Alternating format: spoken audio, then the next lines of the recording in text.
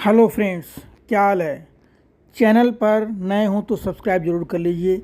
NEET update में देखो, ये जो आप देख रहे हैं ना कि सीबीएसई में 0/सन्नाटा और नीट में 705 नंबर 720 में, ये आज सुप्रीम कोर्ट में सुनवाई होने के शुरू होते ही एक ऐसा मामला आया है कि जिसमें स्टूडेंट जो छात्रा का नाम क्या है ये तो मैं आपको बताऊंगा नहीं, आप लोग सोशल मीडिया पर देख सकते हो।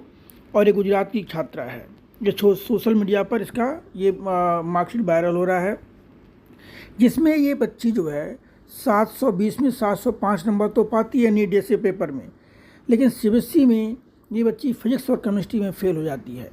देखो, ये हो सकता है, ऐसी बात नहीं है, लेकिन अगर कोई बच्चा 705 नंबर पा रहा है तो ये मान के चलिए कि कम से कम वो अपने ऑब्जेक्टिव क्वेश्चन तो ज़रूर करके आएगा, किसके, सीबीएसई के, और उसी में उसका बेड़ा पार हो सकता है। उसके बाद 4-5 नंबर और लेकर के आना होता है।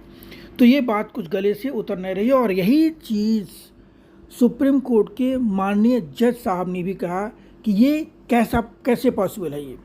और उसके बाद सुनवाई के बाद इसमें इतने डिस्क्रिपेंसी आई नीट के पेपर में, पेपर लीक एक जगह नहीं। हालांकि एनटीए और एसजी साहब बार बार ही कह रहे हैं कि पेपर लीक छोटे स्केल पर हुआ है, लेकिन रिकॉर्ड ये बता रहे हैं कि पेपर का लीक बहुत ही बड़े स्केल पर, बहुत ही बड़ी सरगनाओं के साथ, बहुत ही जो कहते हैं कि ग्रुप इनके अंदर इन्वॉल्व है, जो पेपर को काफ़ी बड़े स्केल पर लीक कराया है। और इससे जो कहते हैं कि नीट पेपर की जो अस्मिता, शुचिता, जो भी बोलिए, वो सारा का सारा क्या हुआ है, वो भंग हुआ है। तो अब हालांकि आज की सुनवाई के बाद माननीय सुप्रीम कोर्ट ने कल फिर इस पर इन फाइलों को फिर दोबारा देखेंगे। सारे फाइल को बोला गया कि रिकंसाइल करो, इकट्ठा करिए सारे रिकॉर्ड्स, उस पर फिर जो कहते हैं कि वो अपना पक्ष जो कहते हैं कि पक्ष विपक्ष की दोनों चीज़ें सुनने के बाद फिर वो कल हो सकता है किसी एक प्रॉपर निर्णय पर पहुँचे।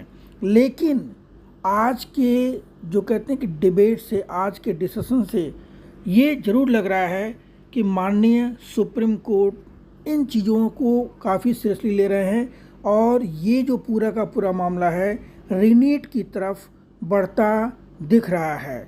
ये 100% मान लीजिए, भले रीनीट किसी स्टेज में कराएं या पूरा रीनीट कराया जाए।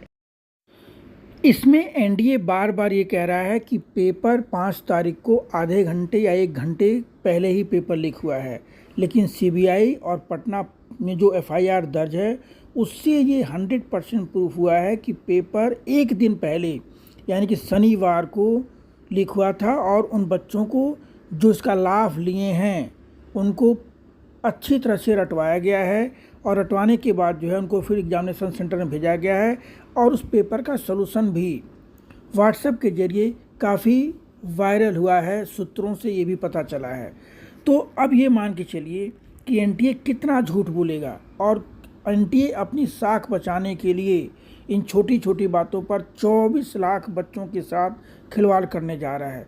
और शायद उन्हें ये नहीं पता कि आईपीसी जो है, हमारे वहाँ जो सुप्रीम कोर्ट है, उस सारी छोटी छोटी बातों को ध्यान में रख करके अपना डिसीजन धीरे धीरे जो कहते हैं समय ले रहे हैं। लेकिन जो भी डिसीजन आएगा, मैं आप सबको आश्वस्त करना चाहता हूँ कि ये छात्रों के हित में ही आना है। चलिए, तब तक के लिए नमस्कार।